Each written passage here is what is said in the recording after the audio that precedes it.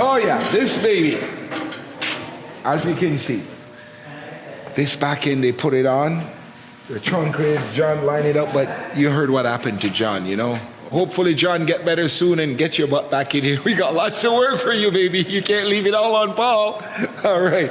So I took it over from John, and as you can see, here we have the trunk put in now, lined up with this guy. So now I got to put the other side on here and get it all lined up like this side. You see that?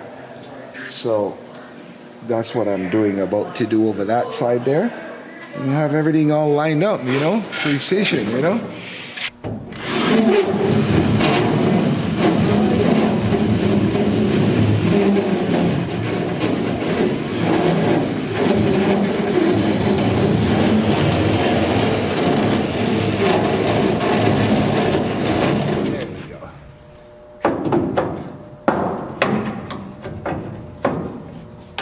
Is amazing, eh? But I like this car, man. The design of it is just pure design on it, and body lines. Look down the line there, you can see pure body lines. So you've got to make sure everybody lines up perfect.